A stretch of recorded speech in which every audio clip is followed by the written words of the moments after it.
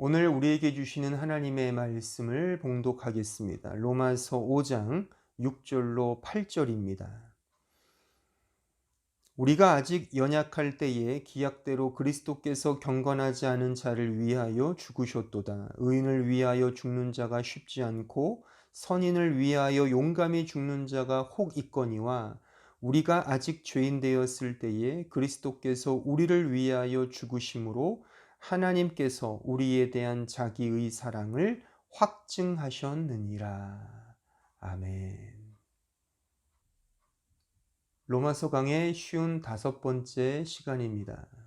우리는 이 현재 로마서 5장을 지금 공부하고 있는데 로마서 5장에서 사도 바울은 믿음으로 말미암아 구원을 얻은 신자는 환난, 인내, 연단 그 고난의 과정을 통하여 소망을 이루는 그런 영적인 과정에 놓여 있음을 역설하고 있습니다. 그런데 그 소망을 이루는 그 과정은 고난이라고 했습니다. 그래서 이 사실을 세상의 관점에서 보면 매우 힘들고 쪽이 팔리고 부끄럽고 그래서 숨고 싶고 피하고 싶고 도망치고 싶고 그래서 심지어 죽음의 지경까지 이르게 하는 그런 실존적 상황, 그런 현실임을 우리는 확인했습니다. 그러나 그 고난을 믿음의 시선으로 보면 그것은 오히려 찬송과 감사와 기쁨의 자리라고 하는 사실 또한 사도 바울은 강조하고 있었습니다. 그 이유는 왜 그렇죠? 왜냐하면 하나님의 사랑이 부어지고 있기 때문이었습니다. 이것이 로마서 5장 5절까지의 내용이었습니다. 이제 6절로 넘어오면서 사도 바울은 지금까지 설명한 내용을 한층 더 강화하고 있습니다. 오늘 보면 6절을 헬라어 성경으로 보면 이렇게 진술되어 있습니다.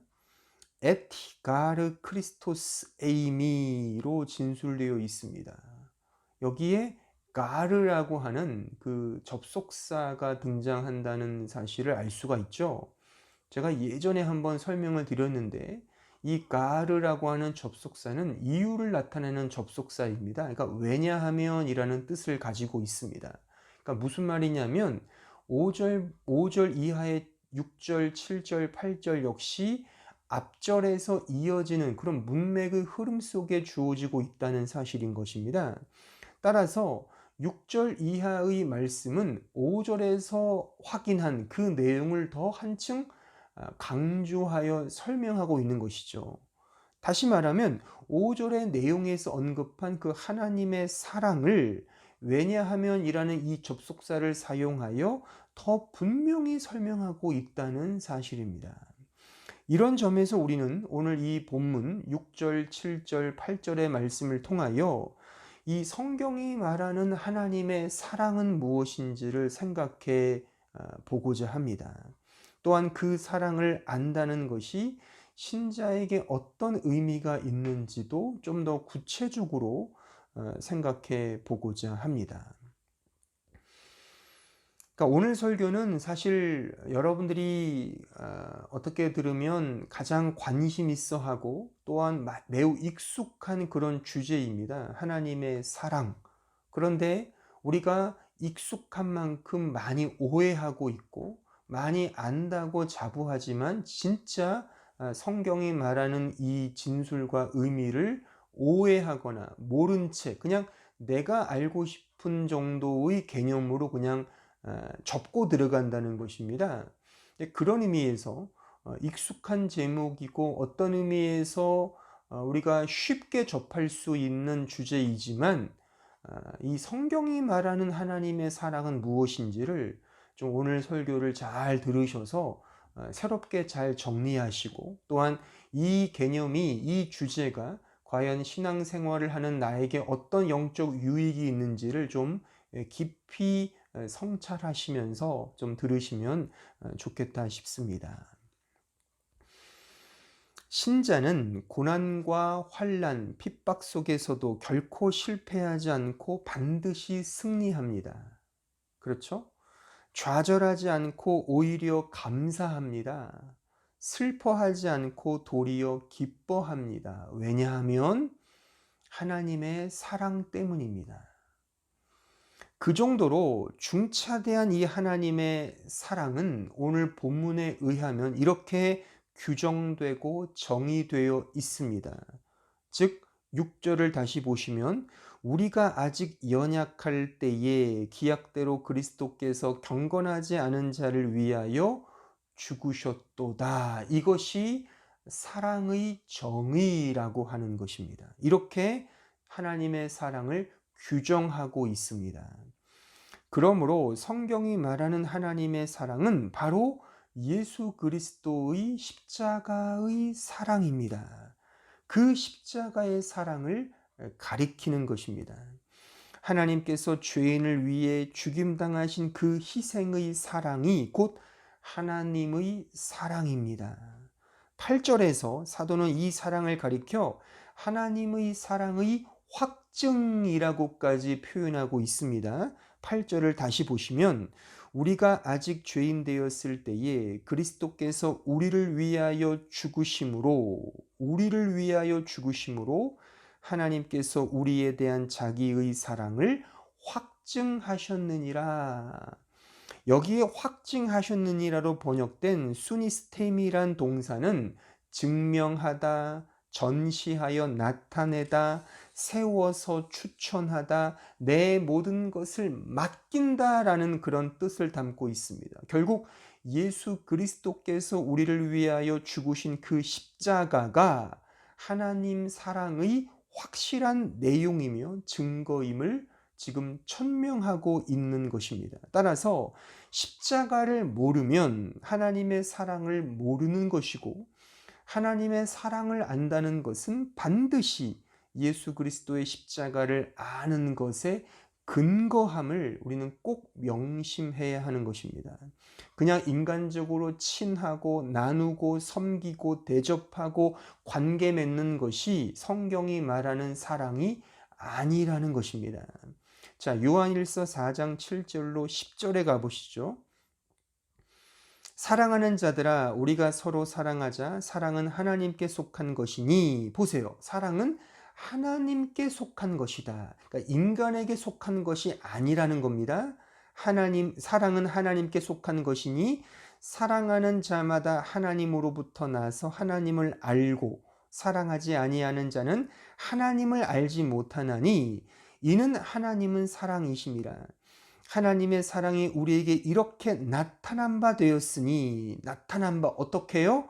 하나님이 자기의 독생자를 세상에 보내심은 그로 말미암아 우리를 살리려 하심이라. 사랑은 여기 있으니 우리가 하나님을 사랑한 것이 아니요 하나님이 우리를 사랑하사 우리 죄를 속하기 위하여 화목제물로 그 아들을 보내셨음이라. 이것이 사랑이랍니다. 그러니까 연약하여 경건치 못한 자를 위하여 그의 아들을 보내셔서 십자가로 보이신 그 사랑이 하나님의 사랑이랍니다. 그것이 하나님께 속한 사랑이고 이것이 하나님의 사랑이 나타난 바 된 그 사랑이라고 하는 것입니다. 그러니까 이것이 하나님의 사랑인 것입니다. 사랑은 오직 하나님께만 속해 있습니다. 인간에게 속해 있지 않습니다. 따라서 하나님을 모르면 사랑을 모르는 것입니다. 하나님이 나를 사랑하사 나의 죄를 없애주시기 위하여 십자가 제물로 예수 그리스도를 죽이셨습니다.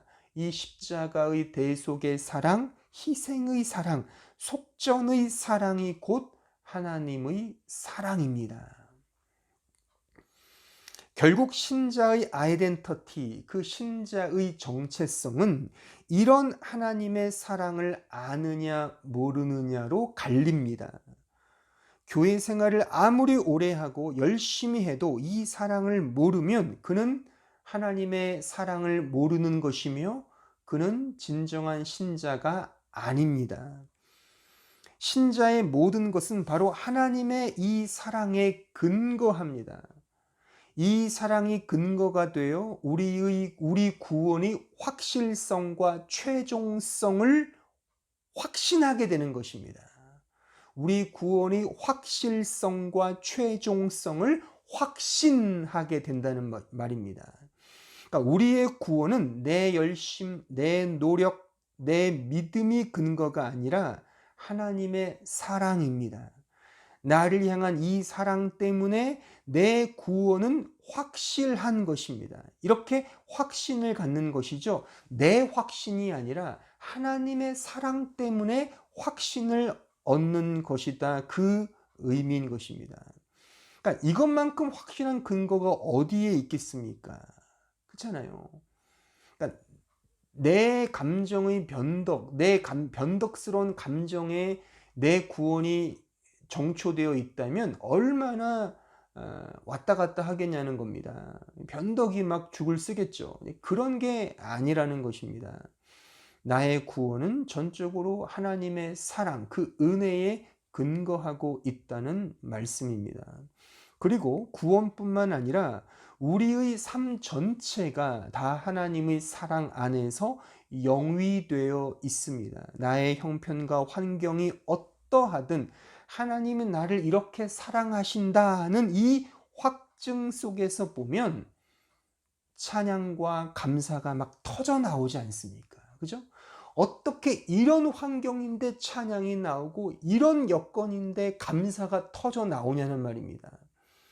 환경과 여건을 보면 도저히 찬양이 나오지 않고 감사가 나오지 않지만 하나님의 사랑 때문에, 하나님의 은혜 때문에 감사와 찬양이 터져 나온다는 것입니다. 진짜 하나님의 사랑에 근거하고 있다면 말이죠.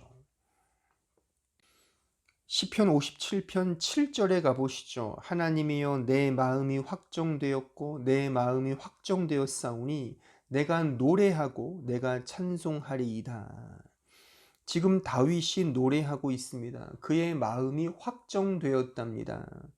그러니까 확신을 갖게 되었다는 것이죠. 그러면 무엇에 대한 확정이며 뭐에 대한 확신입니까? 뭐를 확정했다는 겁니까? 바로 하나님의 은혜와 사랑에 대한 확정이며 확신입니다. 이 말씀의 1절로 가보시죠. 시편 57편 1절입니다. 하나님이여 내게 은혜를 베푸소서, 내게 은혜를 베푸소서. 내 영혼이 주께로 피하되 주의 날개 그늘 아래에서 이 재앙들이 지나가기까지 피하리이다. 은혜와 사랑을 베풀어 주소서. 당신의 긍휼과 자비가 없다면 나는 아무것도 아닙니다. 이런 고백이죠. 하나님의 은혜와 사랑에 대한 확신을 말하고 있는 것입니다. 하나님의 사랑에 대한 목마름을 간구하고 있습니다.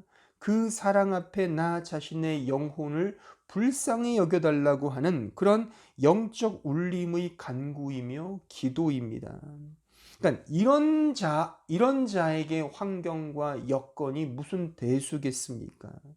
하나님이 나와 함께 계시고 그의 사랑이 확증되어 있다면 무엇이 염려이며 걱정이겠느냐 하는 질문입니다.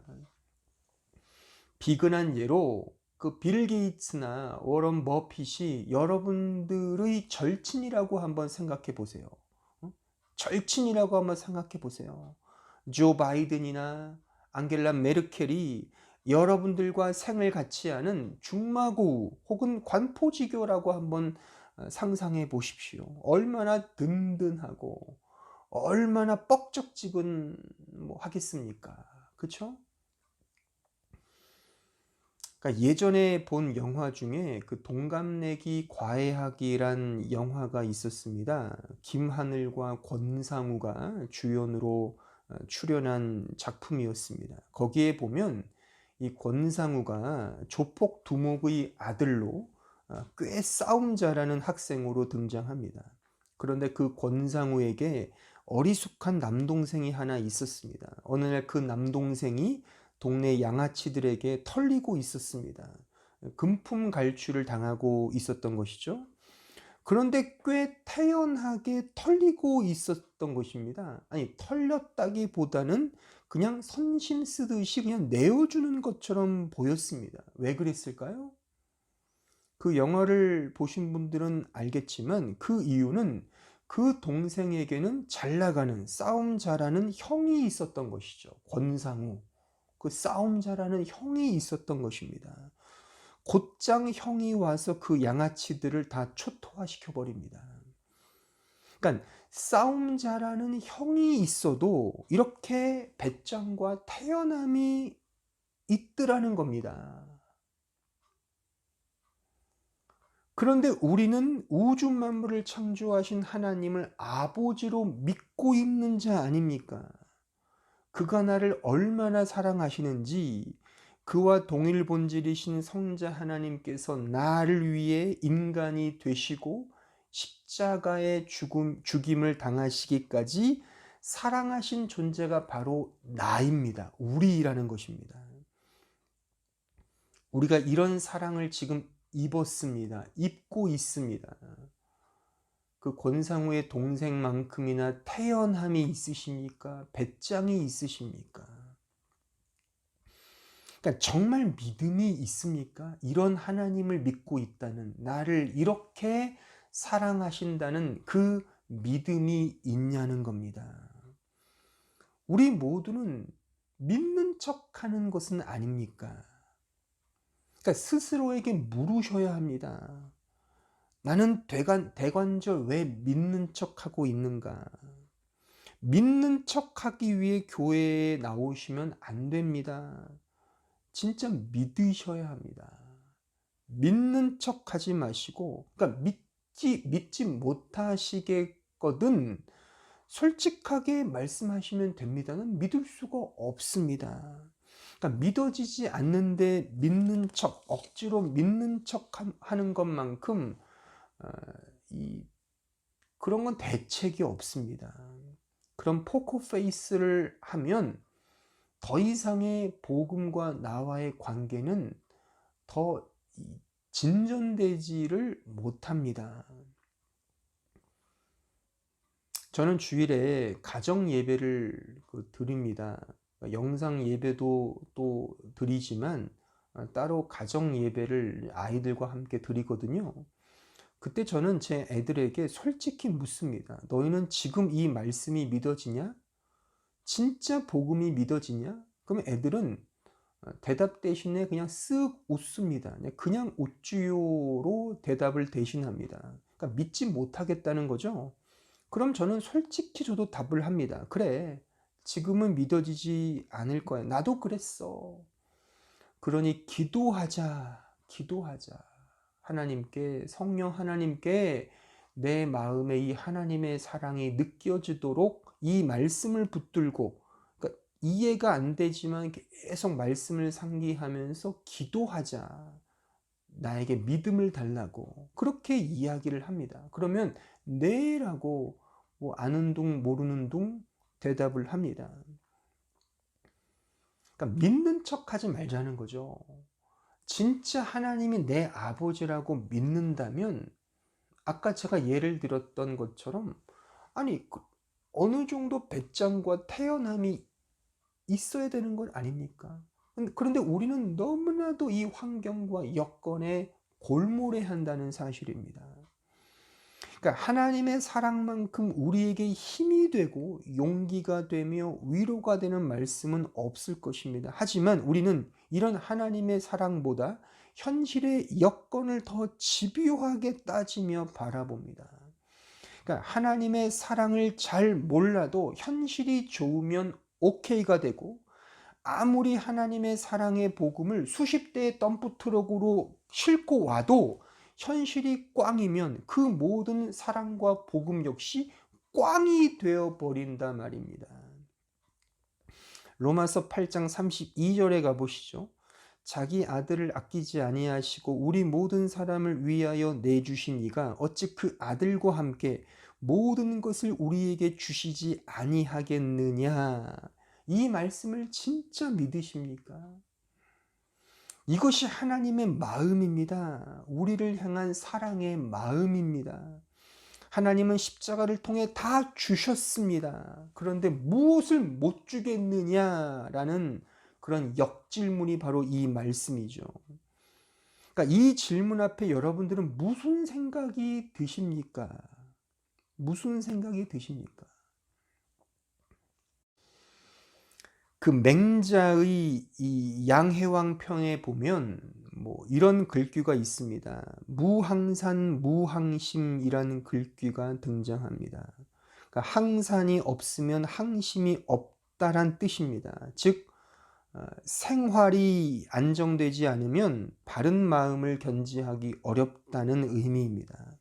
그러니까 이 글귀는 맹자의 민본 사상을 잘 드러낸다고 볼 수 있습니다. 즉 군왕은 백성들의 생활을 무엇보다 안정되게 돌봐야 한다는 그 백성 중심의 사상을 가르치고 있습니다. 그러니까 민본이라는 이 말은 임금의 도리이며 또한 정치의 요체라는 것이죠.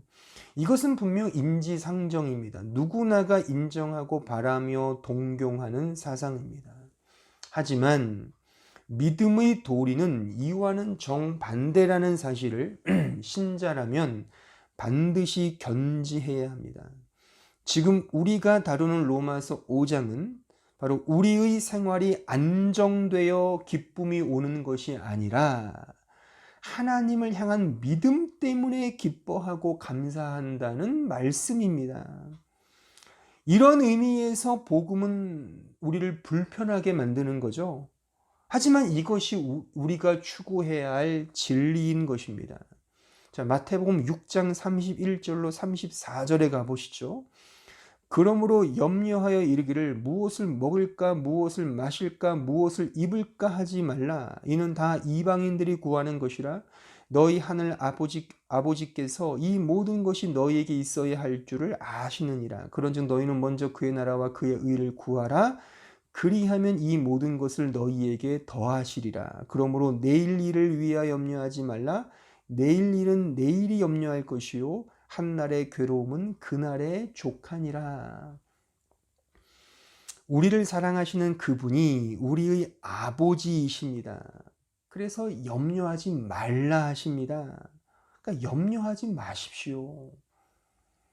우리를 사랑하시는 분이 이 우주 만물을 창조하신 아버지라니까요. 이 말씀을 진짜 믿으십니까? 우린 이 말씀을 믿기보다 환경과 여건에 집착하지 않습니까? 그러니까 염려와 근심을 한다는 것입니다. 그러니까 믿음으로 보십시오. 믿음으로 하나님의 그 크신 사랑을 바라보십시오. 그러니까 우리의 문제는 이 말씀을 믿지 않을 뿐만 아니라 심지어 믿는 척하여 이 말씀조차도 자기 멋대로 재해석한다는 사실입니다. 그러니까 무항산 무항심으로 해석하려고 합니다. 인과율의 법칙으로 이해하려고 합니다. 먼저 그의 나라와 그의 의를 구하라. 그리하면 이 모든 것을 더하겠다. 아, 그렇구나. 내가 먼저 하나님의 의를 구하면 그 보상으로 큰 복을 받겠구나로 이렇게 인과율의 법칙으로 이 말씀을 이해한다는 것입니다. 이것은 이 말씀의 진리를 전혀 모르는 행태이며 단지 종교 노름을 하고 있는 것입니다. 믿음 생활을 하고 있는 것이 아닙니다. 그러니까 믿음 생활이 종교 노름이 되어버리고 자발적인 섬김이 율법적 사역으로 전락되는 가장 큰 이유는 하나님의 사랑을 경험하지 못했기 때문입니다. 또한 그 하나님의 사랑이 식었기 때문입니다. 자, 요한계시록 2장 1절로 5절의 말씀을 보겠습니다. 에베소 교회의 사자에게 편지하라. 오른손에 있는 7별을 붙잡고 7 금촛대 사이를 거니시는 이가 이르시되 내가 내 행위와 수고와 내 인내를 알고 또 악한 자들을 용납하지 아니한 것과 자칭 사도라 하되 아닌 자들을 시험하여 그의 거짓된 것을 내가 드러낸 것과 또 내가 참고 내 이름을 위하여 견디고 게으르지 아니한 것을 아노라. 그러나 너를 책망할 것이 있나니 너희 처음 사랑을 버렸느니라. 그러므로 어디서 떨어졌는지를 생각하고 회개하여 처음 행위를 가지라. 만일 그리하지 아니하고 회개하지 아니하면 내가 내게 가서 내 촛대를 그 자리에서 옮기리라. 에베소 교회의 교인들에게 주시는 주님의 그 말씀입니다. 이 교회 교인들은 믿음과 섬김에 있어서 매우 탁월했습니다. 말씀도 많이 알았고 사역도 훈련도 아주 열심이었습니다. 하지만 정작 가장 중요한 처음 사랑을 버렸답니다. 여기서 말하는 처음 사랑은 무엇입니까? 애틋한 첫사랑을 의미할까요?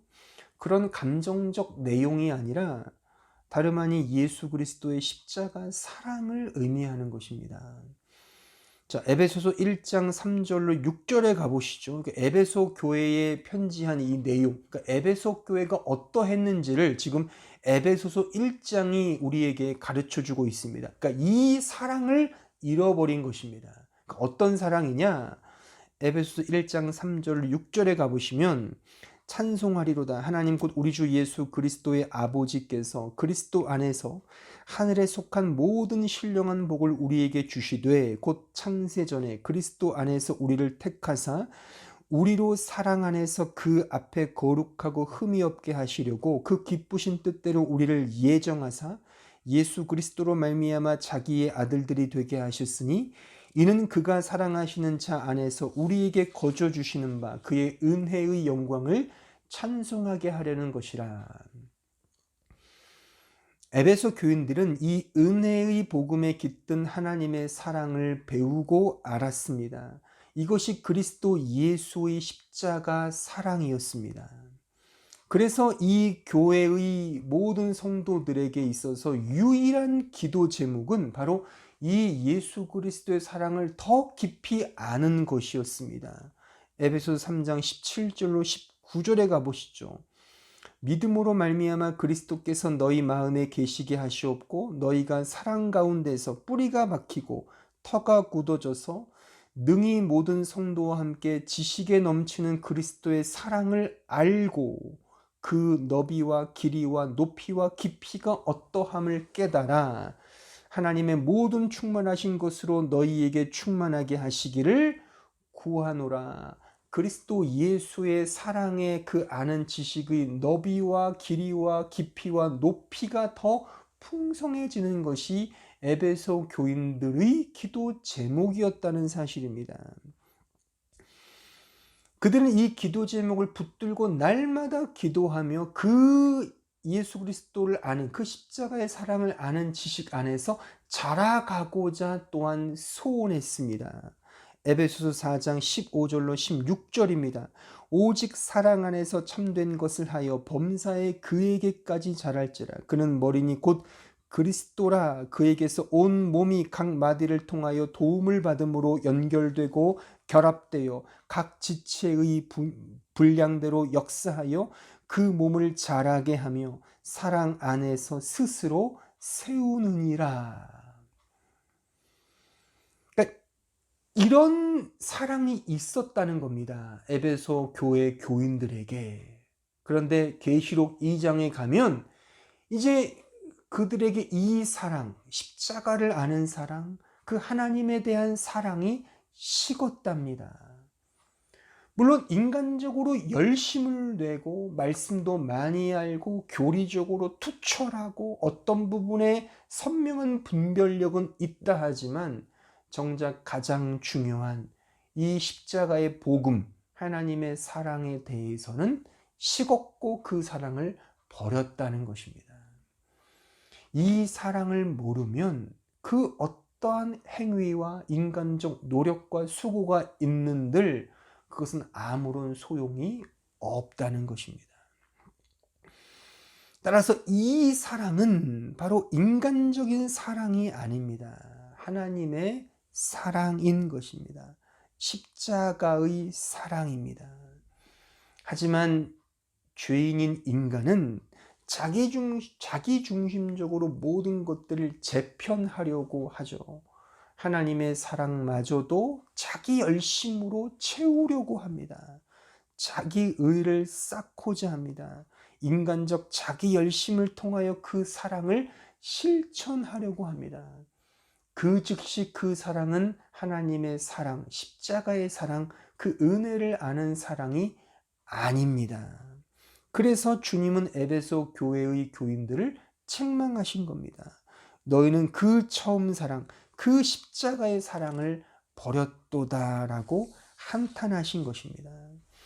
저는 이런 의미에서 여러분들에게 묻고 싶은 질문이 이겁니다. 여러분들에게 예수 그리스도의 십자가의 사랑은 여전히 있습니까? 에베소 교회처럼 그 사랑을 버리지는 않았습니까? 아니면 아예 처음부터 없었던 것은 아닙니까?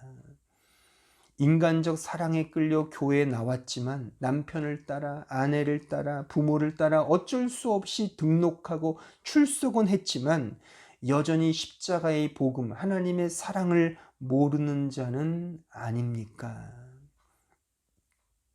10년, 20년 교회 다닌 것은 훈장이나 계급이 아닙니다. 예수의 복음, 이 사랑을 경험해야 합니다. 말씀을 따라 성령을 통해서 이 사랑을 깨달아야 합니다. 그렇지 못하면 우리에게는 소망이 없습니다. 바쁘다는 핑계로 직장 때문에, 시험 때문에 장가가고 시집가고 자식 키워야 한다는 이런 등등의 이유 때문에 이 복음 앞에, 이 사랑 앞에, 이 십자가의 사랑의 복음 앞에 나가지 못한다면 그것은 우리의 진정한 핑계가 되지 못한다는 사실을 알아야 합니다. 다음 말씀을 그런 의미에서 마음 깊이 새기십시오. 마태복음 24장 37절로 44절입니다. 노아의 때와 같이 인자의 임함도 그러하리라. 홍수전에 노아가 방주에 들어가던 날까지 사람들이 먹고 마시고 장가들고 시집가고 있으면서 홍수가 나서 그들을 다 멸하기까지 깨닫지 못하였으니 인자의 임함도 이와 같으리라. 그때 두 사람이 밭에 있음에 한 사람은 데려가고 한 사람은 버려둠을 당할 것이요 두 여자가 맷돌질을 하고 있음에 한 사람은 데려가고 한 사람은 버려둠을 당할 것이니라. 그러므로 깨어 있으라. 어느 날에 너희 주가 임할는지 너희는 알지 못하느니라. 너희도 아는 바니 만일 집주인이 도둑이 어느 시각에 올 줄을 알았더라면 깨어 있어 그 집을 뚫지 못하게 하였으리라. 그러므로 너희도 준비하고 있으라. 생각하지 않은 때에 인자가 오리라. 무엇을 준비하라는 것입니까? 무엇에 깨어 있으라는 것입니까? 그것은 다름 아닌 복음을 깨닫는 것이며 십자가의 그 사랑을 깨닫는 것이며 그 복음 안에서 날마다 준비하고 있으라고 하는 말씀입니다. 그럼 여기서 또 한 가지 매우 중차대한 질문을 던질 수가 있습니다. 그것은 여러분들이 이 설교를 잘 들었다면 당연히 나와야 할 질문입니다. 복음은 하나님의 사랑이라 했습니다. 하나님의 사랑, 너무나 좋은 메시지 아닙니까? 그렇죠? 그래서 그런 메시지를 듣지 않고 깨닫지 못할 이유는 사실 없어 보입니다. 그렇죠? 하나님의 사랑 얼마나 좋습니까? 얼마나 좋은 메시지입니까? 그런데 그 사랑을 내가 깨닫지 못하고 이해하지 못한다? 왠지 이것이 이해가 되지 않죠. 그런데 실제 이 하나님의 복음, 이 사랑의 복음을 잘 알지 못한다는 것입니다. 왜 우리는 이 복음을 모를까요? 왜 심지어 이 복음을 듣기를 꺼려 할까요? 그 이유는 무엇이겠습니까? 진짜 이것이 하나님의 사랑의 복음이라면 우리 모두는, 세상에 있는 모든 사람들은 다 하나님의 사랑 좋아해야 맞지 않습니까? 그 복음 앞에 나아가는 것은 당연하지 않습니까? 근데 왜 대부분의 세상 사람들은 이 복음을 모를까요? 또한 이 복음에 대해서 거리낌을 가지고 싫어하고 혐오함을 가질까요? 그 이유는 바로 이러합니다. 제가 지난주 설교 때 잠깐 그 실마리를 제가 제공했는데 그 답은 이러합니다. 하나님의 사랑은 나 자신의 죄인됨을 고발하기 때문입니다. 나 자신의 죄인됨을 고발하는 메시지이기 때문에 그 하나님의 사랑, 그 십자가의 복음을 우리는 꺼려하고 싫어하고 혐오하고 또 알고 싶어 하지 않는 것입니다. 그래서 세상에 속한 죄인들은 진짜 하나님의 사랑을 싫어하고 혐오합니다. 하지만 진짜 택함 받은 죄인은 그 복음을 좋아합니다. 그 복음에 감사합니다. 그 사랑에 기뻐합니다. 우리는 하나님의 사랑을 우리의 차원에서 생각해서는 안 됩니다. 이 말은 하나님의 사랑은 인간의 죄인됨을 고발하고 위기로 우리를 몰고 간다는 사실을 의미합니다. 이 긴장과 위기를 느끼지 못한다면 그는 아직 복음을 모르는 자입니다. 그런 자에게 말씀과 교회는 자신의 실력을 쌓는, 그래서 섬기고 충성하는 어떤 플라츠, 그런 장으로 여기지, 정말 그 안에서 복음을 향하여 회개하고 내 자신의 죄인됨을 깨닫는 것으로 가지 못한다는 것입니다. 세상에서 출세하는 것처럼 교회에서도 출세하고 싶은 것으로 이해한단 말입니다. 제가 예전에 몸담았던 교회는 무지하게 큰 교회였습니다. 그래서 한 번 재직을 뽑으면 수십 명씩 선출을 했습니다. 그런데 그 선출이라는 것이 사실 인기 투표에 가깝습니다. 믿음도 없으면서 식사 대접 잘하고 경조사 때 꼬박꼬박 참석하여 부조금 듬뿍듬뿍 내는 사람에게 믿음과 상관없이 그렇게 이 재직이 되는 경우가 매우 많았습니다. 사실 투표라는 것이 문제가 많습니다. 하지만 이 현실 교회가, 이 보이는 지상교회가 너무나도 연약하고 또한 엉터리로 갈 가능성이 크기 때문에 거기에 맞추셔서 주신 그냥 제도라고 생각이 듭니다. 그러니까 최악을 피하기 위하여 차선책으로 삼고 있는 그런 제도가 아닌가 그렇게 생각을 합니다. 그런데 그 선거에서 뽑히지 않으면, 그렇게 못하게 되면 그 사람은 크게 실족하게 되고 큰 시험에 빠져서 결국 교회를 옮기게 되는 지경까지 발생한다는 것입니다. 물론 다는 아니겠지만 우리들은 대체로 교회 생활을 이런 식으로 생각하는 경향이 많습니다. 즉 내가 섬기고 사역하고 충성하는 곳으로 교회를 생각하지, 그 복음 안에서, 십자가 복음 안에서 회개하고 내 자신의 자존심을 죽이며 깨어지고 하나님의 사랑을 더 깊이 누리는 것으로 교회를 이해하는 경우는 매우 박하다고 하는 사실입니다. 이런 의미에서 다음으로 제가 제시하는 이 문구를 마음속 깊이 새기셔야 합니다. 즉, 최고의 섬김은 하나님을 아는 것입니다. 최고의 섬김은 하나님을 아는 것입니다. 복음을 아는 것입니다. 십자가의 그 사랑을 알고 깨닫는 것입니다. 이것이 최고의 섬김입니다. 또 이런 문구도 명심하십시오. 최선의 섬김은 기도입니다. 최선의 섬김 역시 기도입니다. 누구를 섬길 때 진짜 기도하셔야 합니다. 사랑한다는 것을 통해 자기 의를 쌓는 것이 최선의 섬김이 아닙니다. 그것은 오히려 사탄적 발상일 수 있습니다. 사탄이 우리를 그렇게 유혹합니다.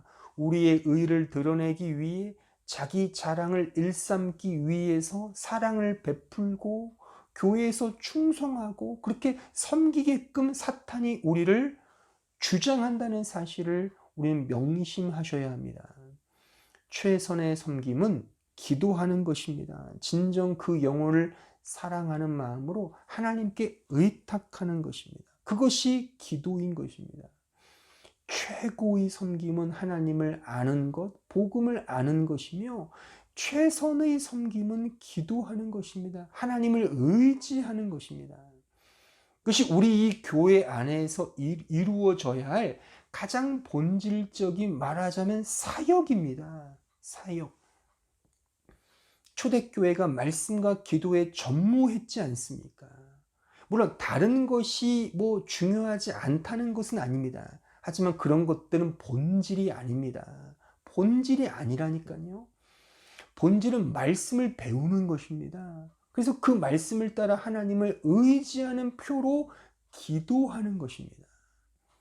여러분들의 실력과 능력으로 섬기는 것이 아니라니까요. 그렇게 되면 하나님의 사랑은 없어지고 에베소 교회처럼 처음 사랑을 잃어버리고 인간들의 행위만이 점철되는 공동체가 되어버린다니까요. 그것은 성경이 말하는 교회가 아닙니다. 아무리 여러 가지 교회가 사역을 하고 사업을 한다 하더라도 이 기본적인 복음을 모르면, 십자가의 복음을 모르면 그 십자가의 복음에 오늘 이 순간, 매 순간, 날마다 그 사랑 앞에, 복음 앞에 회개하지 않는다면, 그 앞에 나아가지 않는다면, 나 자신의 죄인됨을 날마다 자각하고 깨닫지 못한다면 그 모든 행위와 그 모든 충성들은 다 헛것이 된다는 사실을 우리는 꼭 기억해야 하는 것입니다. 오늘 본문 6절을 다시 한번 보십시오. 우리가 아직 연약할 때에 기약대로 그리스도께서 경건하지 않은 자를 위하여 죽으셨도다. 하나님의 사랑은 우리가 죄인이었을 때, 연약할 때, 경건하지 않을 때 그런 우리 죄인을 위해 죽으신 사랑입니다. 그래서 십자가 사랑입니다. 이것이 복음인 것입니다. 그래서 복음은 신자에게 두 마음을 교차시킵니다.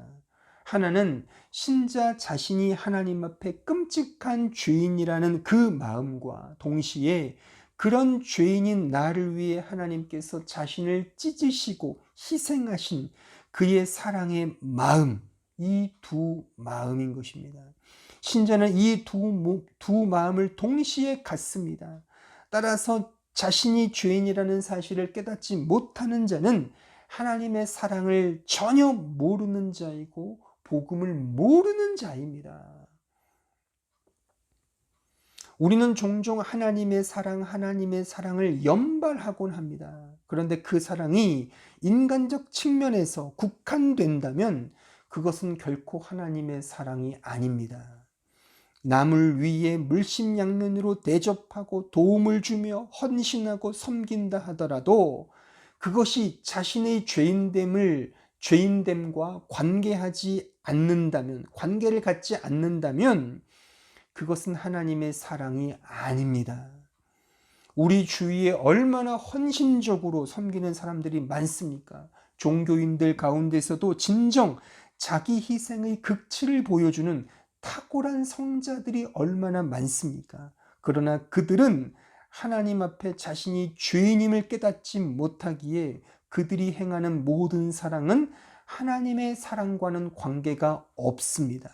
단지 자기 의를 드러내기 위한 사랑에 불과한 것입니다. 한번 사랑장으로 가보십시다. 고린도전서 13장 1절로 7절입니다. 내가 사람의 방언과 천사의 말을 할지라도 사랑이 없으면 소리나는 구리와 울리는 꽹과리가 되고 내가 예언하는 능력이 있어 모든 비밀과 모든 지식을 알고 또 산을 옮길 만한 모든 믿음이 있을지라도 사랑이 없으면 내가 아무것도 아니요 내가 내게 있는 모든 것으로 구제하고 또 내 몸을 불살에게 내줄지라도 사랑이 없으면 내게 아무 유익이 없느니라. 여기서 말하는 사랑은 1차적으로 하나님의 사랑을 의미하는 겁니다. 오늘 본문이죠. 경건치 않은 연약할 때 그 죄인을 위해 죽으신 예수 그리스도의 그 십자가 사랑을 의미한다니까요. 계속 보시죠. 사랑은 오래 참고 사랑은 온유하며 시기하지 아니하며 사랑은 자랑하지 아니하며 교만하지 아니하며 무례히 행하지 아니하며 자기의 유익을 구하지 아니하며 성내지 아니하며 악한 것을 생각하지 아니하며 불의를 기뻐하지 아니하며 진리와 함께 기뻐하고 모든 것을 참으며 모든 것을 믿으며 모든 것을 바라며 모든 것을 견디느니라. 여기서 말하는 사랑은 하나님의 사랑을 의미합니다. 물론 이 하나님의 사랑을 경험하고 깨닫고 나서 이제 신자인 우리가 이 하나님의 사랑을 따라 사랑하는 자로 살아야죠. 이런 의미에서 이 사랑 역시 신자가 행해야 할 사랑이 맞습니다만 1차적으로 본질적으로 하나님의 사랑을 가리킨다는 겁니다. 십자가의 사랑을 의미한다는 겁니다. 그 예수 그리스도의 사랑, 하나님의 사랑이 없으면 인간적인 사랑은 이 사랑이 아닙니다. 내 열심, 내 노력, 내 섬김, 내 충성, 이런 열렬히 사랑하는 인간적 사랑은 지금 읽은 고린도전서 13장의 사랑과는 하등 관계가 없다는 사실입니다. 요한일서 4장 16절을 다시 읽어보시죠. 하나님이 우리를 사랑하시는 사랑을 우리가 알고 믿었으니 이게 사랑이라니까요. 하나님이 죄인을 향한 그 사랑을 알고 믿는 것이 우리가 사랑을 하는 거라니까요. 그래서 하나님은 사랑이시라. 하나님은 사랑이시라. 하나님은 사랑이시라. 이 사랑은 하나님께 속한 겁니다. 인간에게 속한 게 아닙니다. 인간의 박애주의적 사랑이 아니에요. 인본주의적 휴머니즘적 사랑이 아닙니다. 내가 더 타인을 위해 섬기고 애쓰고 뭐 이렇게 희생하는, 예수를 믿지 않아도요, 헌신적으로 사랑할 수 있다니까요. 예수와 상관없이, 십자가와 상관없이도 정말 자기 목숨을 내어줄 수 있다니까요. 그것은 하나님의 사랑이 아닙니다. 하나님은 사랑이십니다. 이 사랑에 거하는 자는 바로 하나님 안에 거하고 하나님도 그 안에 거하시느니라. 이렇게 그리스도와의 연합을 통하여 하나님 안에 거하고 하나님이 우리 안에 거하는, 이렇게 한 몸을 이루는 관계 속에서 진정한 사랑이 우리 안에서 격발되는 것입니다. 그러니까 이 사랑, 그러니까 신자의 사랑의 섬김 역시도 내가 사랑하는 것이 아닌 이유가 여기에 있는 것입니다. 내 의를 쌓거나 내 자랑을 하거나 나를 치장하기 위한 도구로 사랑을 하는 것이 아니라 이 사랑을 받은 자로서 사랑하는 것입니다. 성경이 말하는 사랑은 1차적으로 우리를 향한 그분의 사랑을 알고 믿는 것입니다. 그리고 그런 사랑을 입은 자가 이제 사랑을 실천하게 되는 것입니다. 이런 의미에서 성경이 말하는 모든 사랑은 우리 죄인을 위한 하나님의 사랑인 것입니다. 그러므로 지금 방금 읽었던 이 고린도전서 13장의 말씀은 이사야 53장의 그 말씀을 통하여 이해하실 수 있으셔야 합니다.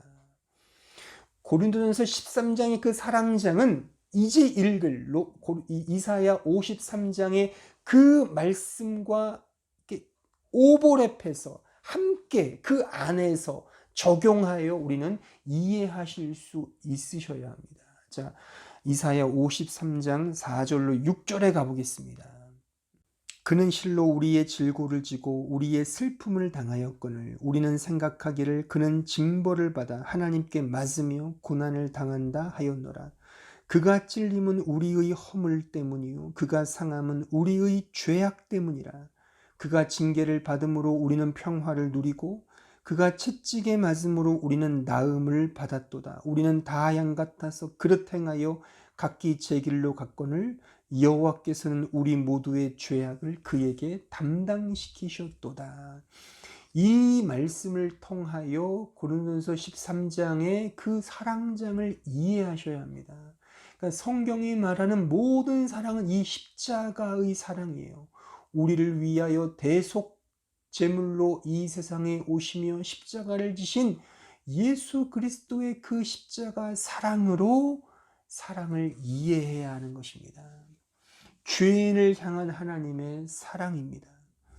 이 사랑을 받은 자가 진정한 신자입니다. 여러분들은 이 사랑을 받으셨습니까? 이 사랑을 받으셨습니까? 이 사랑을 받으셨습니까?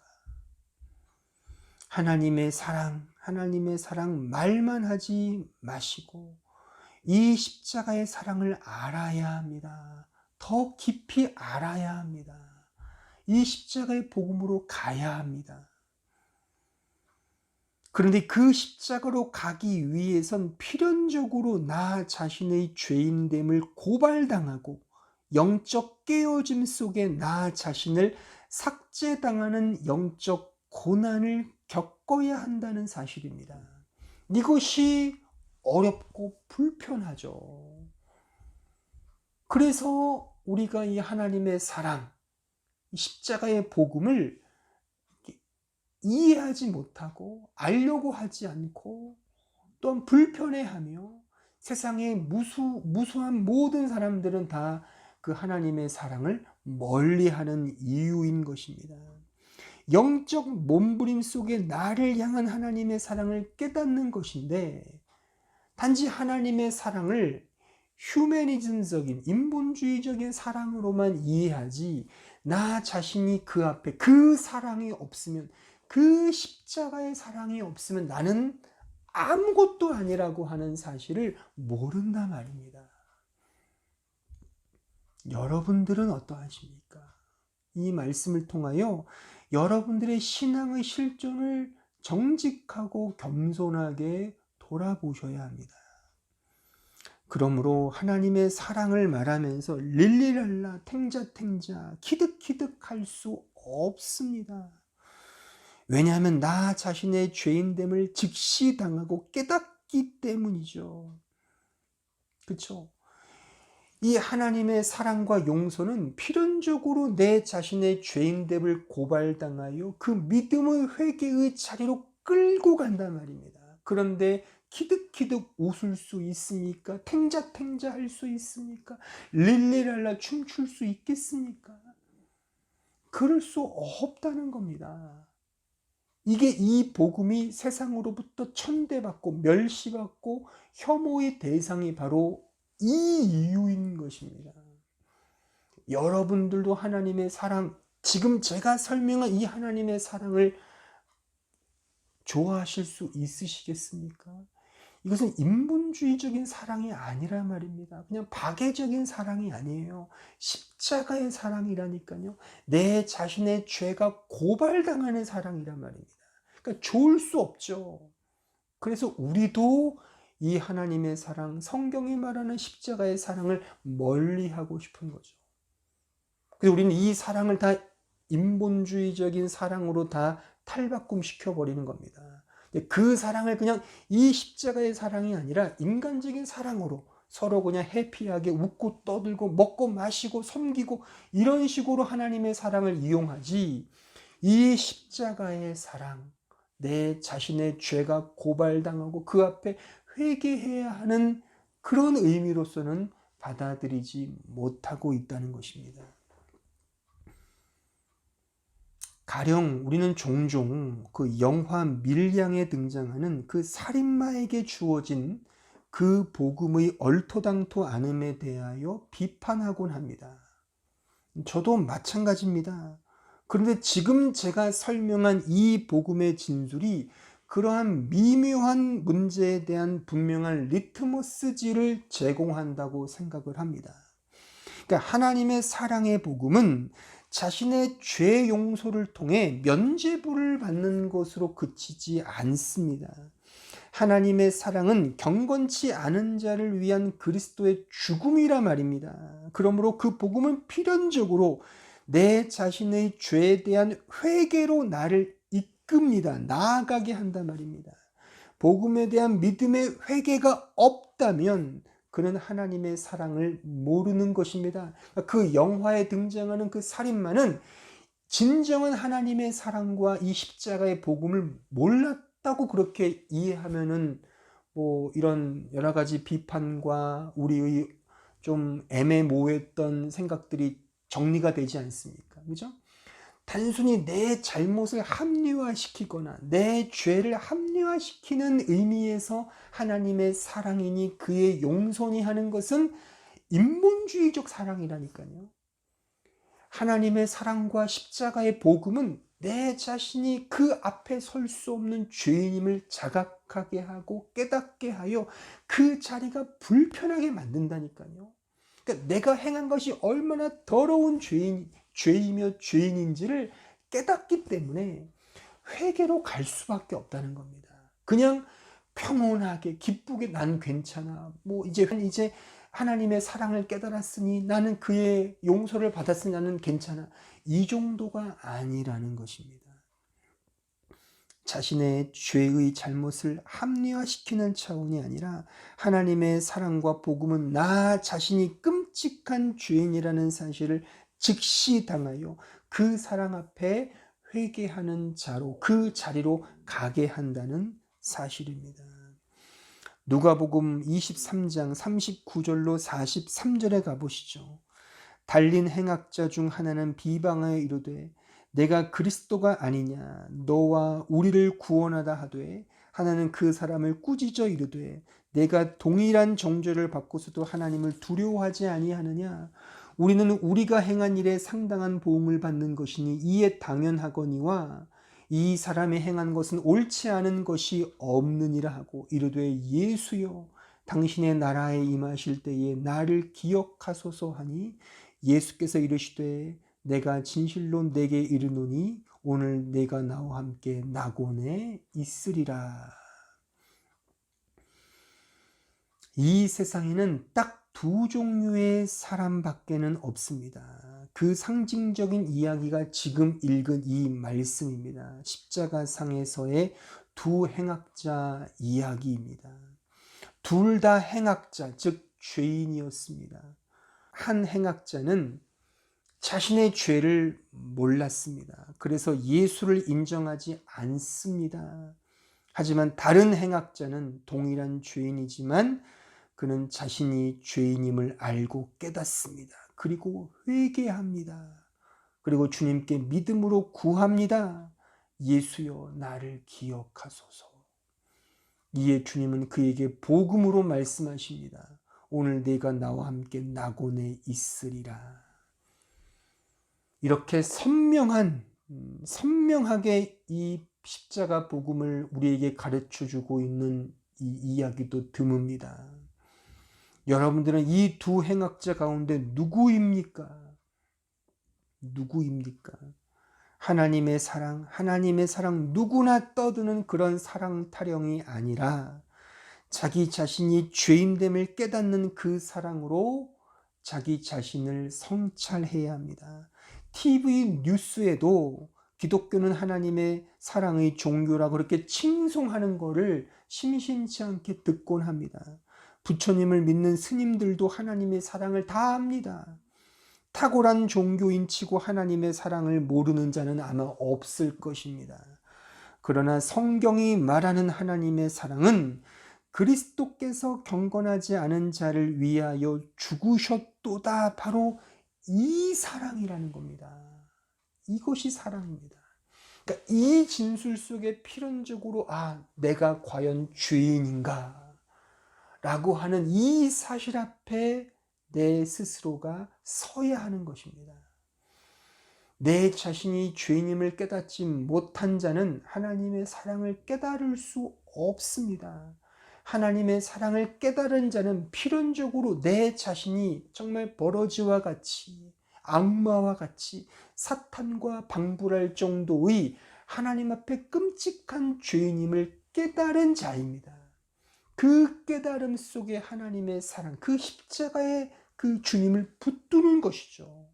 이것이 성경이 말하는 하나님의 사랑인 것입니다. 오늘 말씀의 결론입니다. 그러므로 이 복음을 경험한 자, 하나님의 사랑을 깨달은 자는 반드시 다음과 같이 고백하며 노래하는 자입니다.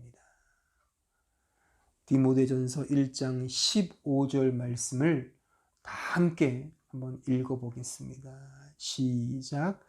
미쁘다 모든 사람이 받을 만한 이 말이요. 그리스도 예수께서 죄인을 구원하시려고 세상에 임하셨다 하였도다. 죄인 중에 내가 괴순이라. 이 고백이며 이 깨달음입니다. 이 말씀에 대한 고백, 이 말씀에 대한 찬양과 고백이 바로 하나님의 사랑을 깨달은 자의 정상적인 모습임을 여러분들은 꼭 기억하시고, 나 자신을 이 말씀 앞에, 오늘 주신 이 하나님 말씀 앞에 오버랩하셔서 좀 날마다 상기하셔서, 나는 과연 하나님의 사랑을 알고 있는가? 나는 정말 죄인인가? 나는 정말 회개의 자리로 가고 있는가?